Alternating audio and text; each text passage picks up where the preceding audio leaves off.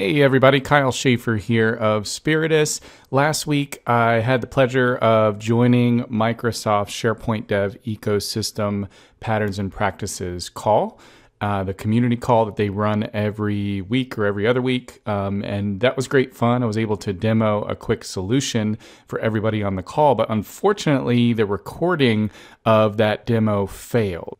And I talked to Vesa from the Microsoft community. We decided we'd go ahead and just re-record that demo, and I'm going to share that out on YouTube so you guys can take a look in case anybody missed it that wanted to go ahead and see that demo. So that's going to be what I'm doing today. We're going to take a quick look at this solution that we have built, and I'm going to show you guys a little bit how it works and talk a little bit about the development and the code that goes into this.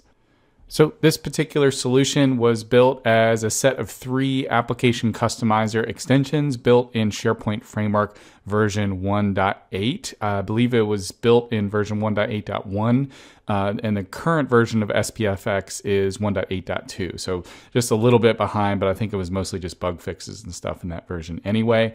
But unfortunately, I won't be able to share the code today just because this is a client solution and they own the code. And so I wanted to just give you a quick demo of kind of how it works, and I'll try to do a quick overview of the code so you can get a sense as to how the application actually works. But first of all, you'll notice that I have on the browser here, I have my network panel open in Chrome's Dev Tools, and you'll also notice that we have 3 icons that you probably don't recognize from your own Office 365 environment. And first of all, I will say that I probably would not recommend doing it like this. Like what we did in these application customizers is during the design phase of this client project that we did, is we just decided that we didn't want like to have an additional bar or additional toolbar up here. Because you can't really hook into the toolbar right here. You already have this bar that makes up a modern team site or a modern page inside of SharePoint. You already have the suite bar up here that has your app launcher and all that good stuff. And so we didn't want to add an additional one through these customizations that we were doing. So I wouldn't recommend doing this because this is a little bit dangerous.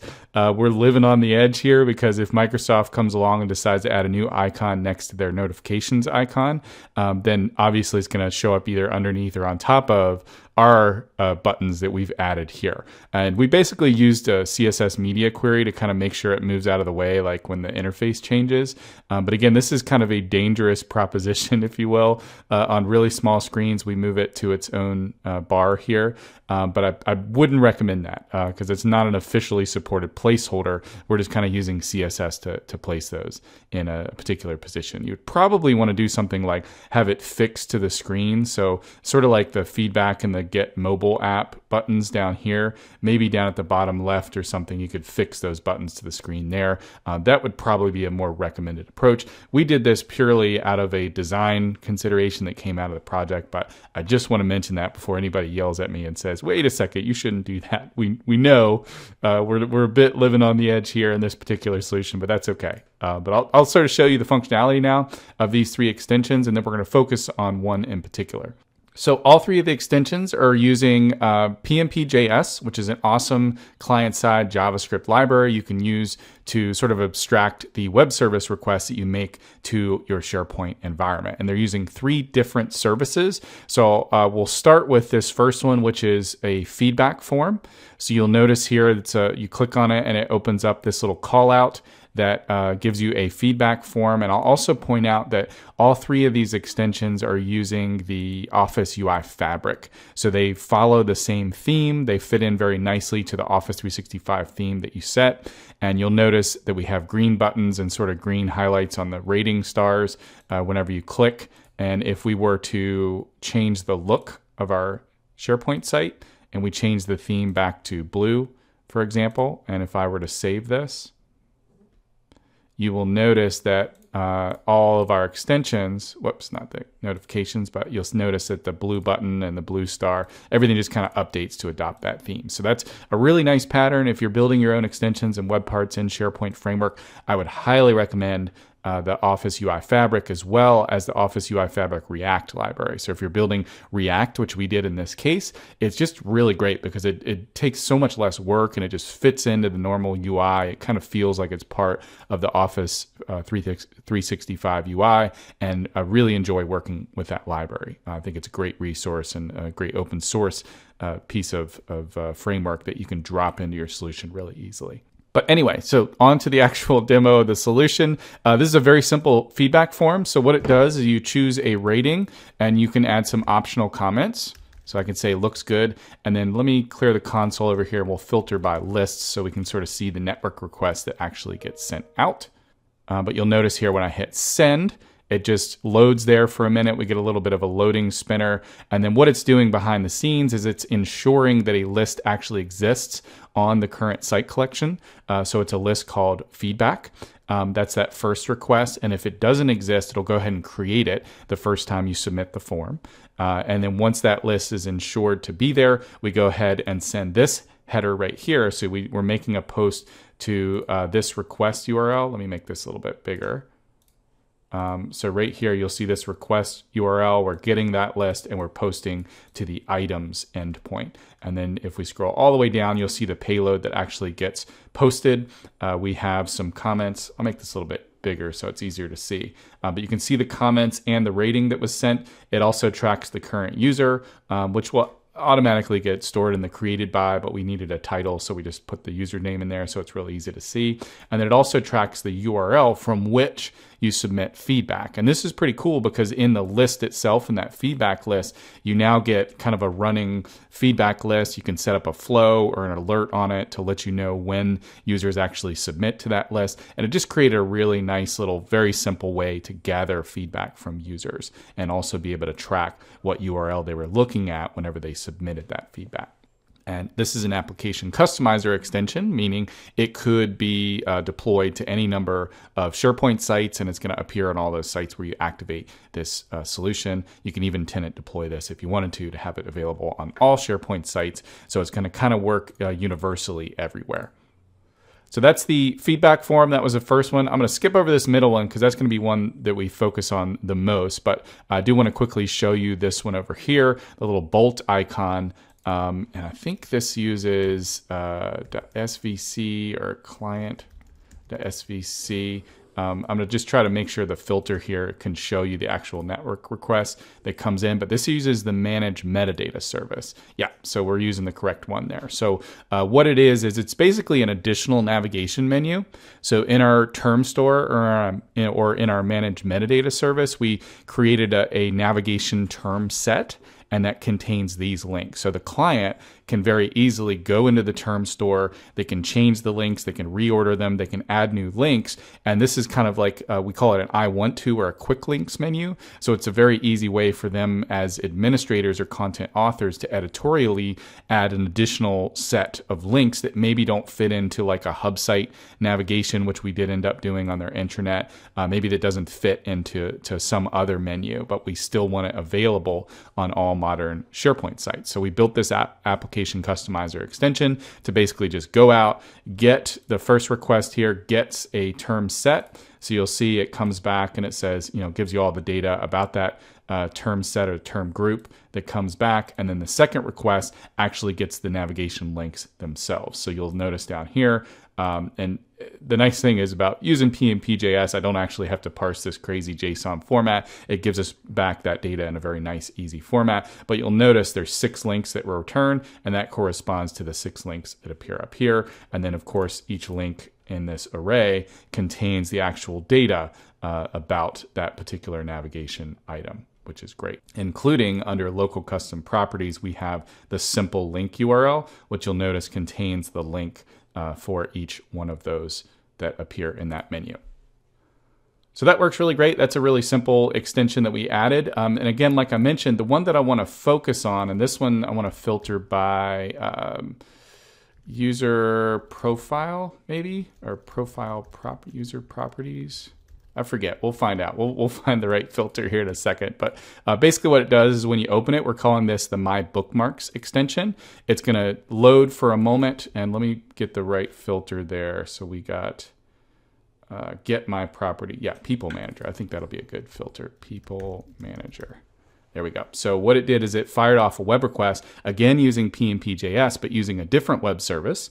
This is using the user profiles web service. So this is cool because what we did is we went out and we got some user profile properties. You'll notice they come back in this big array. There's 106 properties. We created a custom property called My Bookmarks, which you'll notice here is the very last one in this big array. And it actually has a value, which is an encoded JSON object or a JSON array. So what we're actually doing is every time you make a change to your bookmarks or you want to add a new bookmark, we basically just generate a new JSON string and we store that in this My Bookmarks profile property.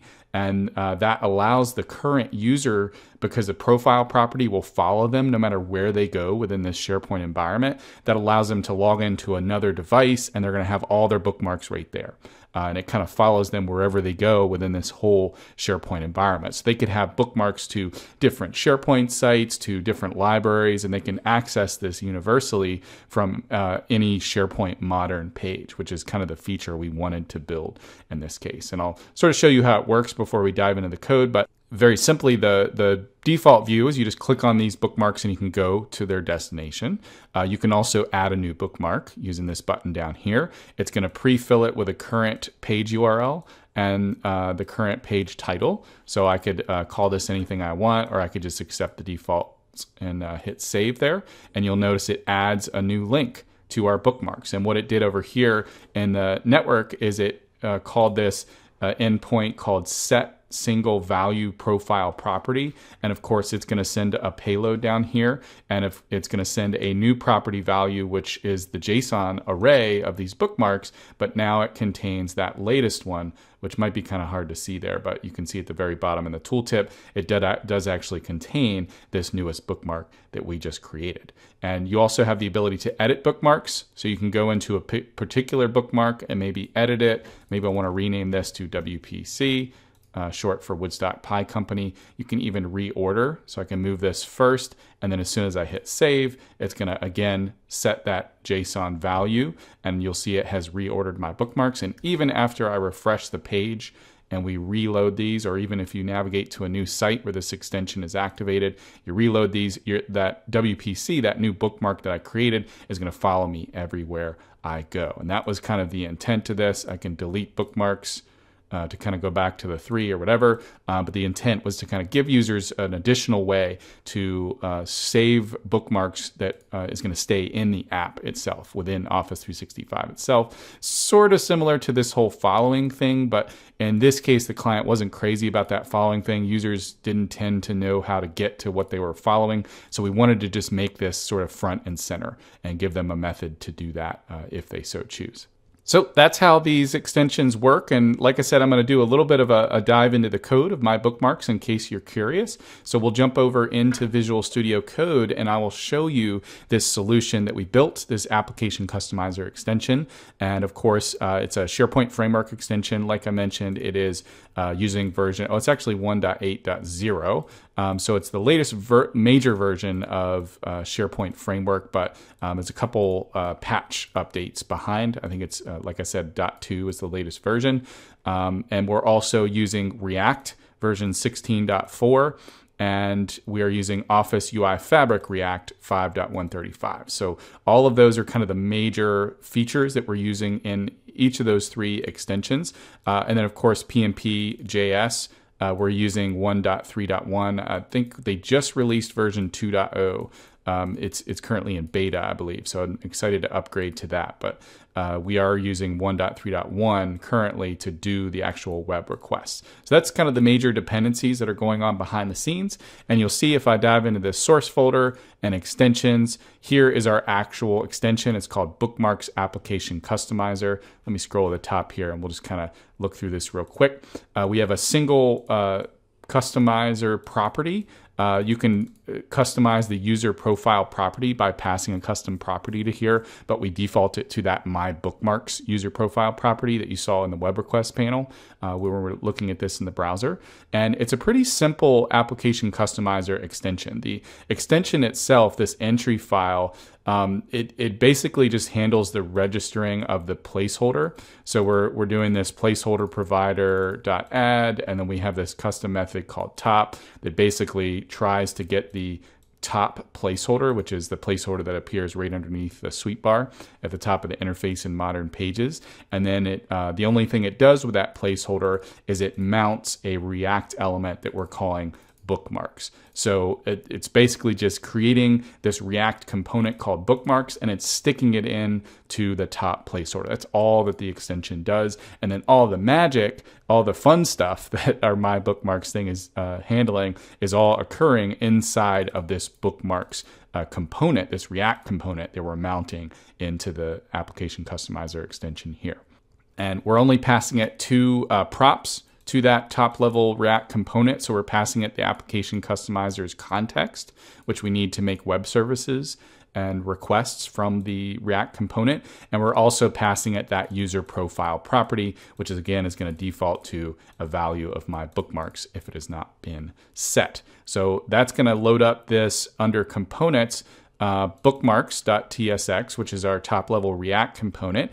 And then basically this component, it has a little bit of state. I'll show you here. When we have our state, we take a look at it. It's basically a set of Booleans that indicate what you're doing at any given time. So are you currently loading bookmarks? Are you adding or editing bookmarks? And then based on these set of Boolean states, it's going to load in other sort of child React components. So we have an add, an edit bookmark, an edit list or bookmark list. The list itself, when it's displaying them, it's basically just, this top level component is really not doing much other than saying, oh, are we currently adding? Oh, in that case, let's go and load in the add component into this. And then, of course, it is containing the bookmarks themselves. So an array of bookmarks, which we've defined as an interface called iBookmark. And then it has some methods on here. You'll see here's our toggle button. The render method contains a callout. So again, this is the Office UI fabric. So all three of these extensions, they basically function off of a toggle button, which is the button that appears in the sweep bar, and then a callout, which is this little rectangular box that pops out from the button itself. So that's what this callout is. It's handling kind of that panel that overlays the page. So we have some props that we're passing to that. But then all of the stuff that's specific to our application is right here. So we have some loading spinner, error messages in the React component. If we're not adding or editing, we load in the list of bookmarks. If we're editing, we load in edit list. You'll see here. And if we're adding, we load in the add component. So again, pretty simple, just using that top level state to sort of control what appears to the user. And then we also have down here a few methods to do things like get my bookmarks. So this is where we're actually loading the bookmarks using PnP JS. And what we did in this case is we actually wrote a sort of an abstraction called user profile service. So we could sort of not have all that code shoved into this top level component. So we basically call this user profile service, and then we can do things like get my profile or get the JSON value of this particular profile property. The same thing with setting profile. So we can just simply call user profile service.set profile property JSON, and then we just give it our bookmarks state, and it's going to set that. And it does some error handling and all that good stuff, but that's basically it. That's what this top level React component does. And then you have your child components that, of course, basically just are updating state. They're not actually calling web services themselves. So all they're doing is, for example, the add is saying, hey, whenever you add a new bookmark and you click on save, let's notify this top level component down here that you added a new bookmark. And then it handles all of the web service stuff, all of that user profile property abstraction class calls. All of these child components are basically just pure state management. That's all it's doing. And it's using Office UI Fabric to create like forms and the buttons and all that good stuff. But they're really pretty simple overall when you're editing a bookmark or adding a bookmark. you can see sort of the prop signature for this edit bookmark component. It's overall pretty simple. And then I'll just give you a quick peek at our user profile service class. You'll notice here as we scroll down, we have this class called User Profile Service Manager. And it has a setup method where we're doing the PnP JS sp.setup, and we're passing in the application customizer context. We have a get profile method that's going to go out and it's going to use sp.profiles.myproperties.get, and it's going to go out and get all of the user's profile properties. We have a method to get a single profile property. We have a method to get the property value, which is going to get a single profile property value as well as a JSON value. Because again, in this particular example, we're using JSON as the property value, so we're using that quite a bit. And then finally, we have the set methods down here. So whenever we need to save the bookmarks back to the user profile service, again, we're using that SP, the PnP JS abstraction to basically just run sp.profiles.set single value profile property. I love this library. Like, how easy is that as opposed to having to deal with these complex requests? Like, look at all the stuff it does, like setting the account name and all these headers, and then it deals with this crazy response. Like, working with these web services is sometimes really complex. So I just love the abstraction of being able to call this, and it does all that stuff for me. That's just great. I love PnP JS. It's so good. Definitely highly recommend using that in your own solution. And that's pretty much it. If you want to learn more about PnP JS, I will post a link to this in the video description down below. But this is a really awesome library. Again, it just abstracts all of those web services and those cool things you can do inside of SharePoint. And it just makes working with that REST API so much easier. So definitely recommend checking that out. Also, really highly recommend Office UI Fabric as well as the Office UI Fabric React library.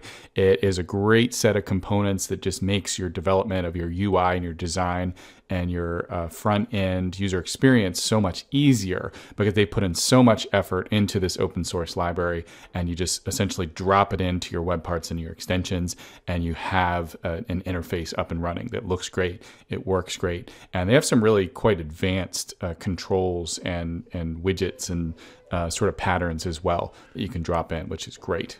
And I certainly hope you enjoyed this. Hopefully you found some value in seeing examples of what somebody else is doing with the SharePoint framework. I know I always enjoy seeing demos and examples from other folks as well. And I hope to see you on an upcoming SharePoint community call. Best of luck and thanks for watching.